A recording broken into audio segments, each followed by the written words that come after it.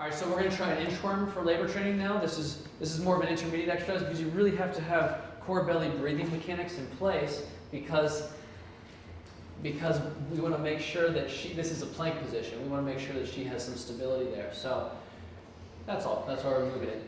Can you get tired doing this one, you think? Yeah. Okay, relax. So now we're going to move into kind of like a deadlift snatch pattern. Make it something that is workable for your client, obviously, and it moves a little bit faster than some of the stuff we've done in the beginning versions.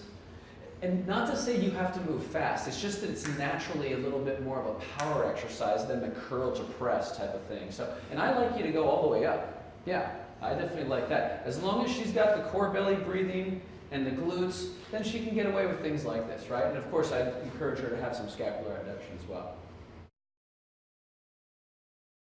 All right, so now Yelena's going to demonstrate side squats to curl and press. So go ahead and give it a shot and start off in however is going to be comfortable for you there.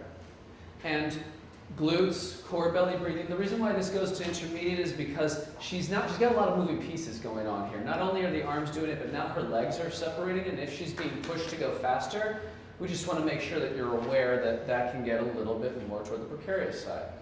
All right, great job.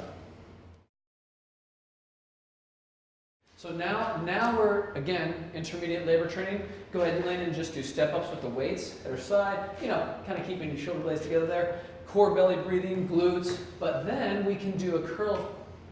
Go ahead and add that curl as you step in whatever way feels comfortable to you.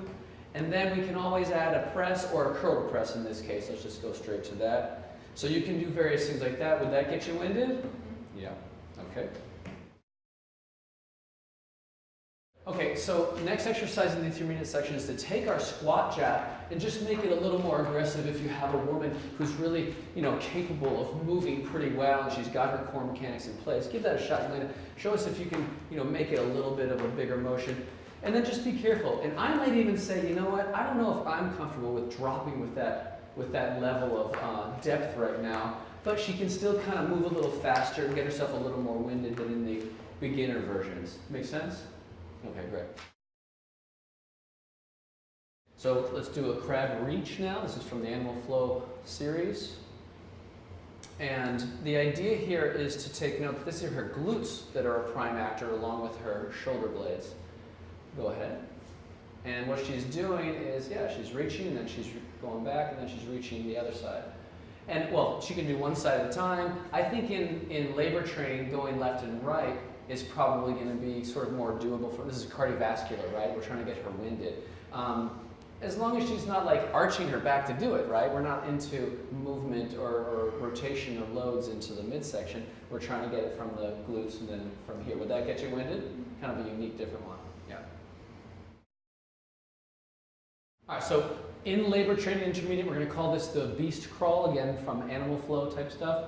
Go ahead and lift your knees up and then go ahead, opposite limbs. Important to try to get the opposite limbs. There you go. You can see that she's being careful to sort of place them down at the same time. Really important. And then she can start to speed it up during the labor training segment where she kind of crawls. So we're seeing her, and this is typical of a client, there you go, where sometimes as they speed it up, they'll go to same side patterning. We really want to work on opposite side patterning. Would that get you tired? Great to get cardiovascularly winded during the labor training. So this is an intermediate type of exercise. So now we're doing a lateral beast crawl. You can go as you're ready. I've told you, Lena, that she can choose to either do same side or opposites here. There are two variations. There, good core belly breathing. She's labor training, it's intermediate, and then she's going to go a little bit faster because we're starting to get her, into the contraction phase mentally and physically. How's that? Tired? Labor training, all right. If a client's very, very capable, she's able to do it a little bit with a little bit more pep in her step. So go ahead and show us what a little bit more variety of this burpee would look like. Yeah, so now you can see instead of just stepping back, she's really allowing herself to do a cautious bounce back. She feels capable doing this. If I've cleared her for core belly breathing and many of the primary activations, then she's good, but primarily this core belly breathing. So again, not appropriate to go into intermediate level labor trainings with many of your clients. You can stick with the beginning ones, but if you do have really capable clients, you can start to move in this direction. All right, so now we have another animal flow intermediate labor training. This is the lateral ape. Go ahead, if I can remember correctly. And again, cardiovascular, windedness. There you go. She's going a little bit faster now.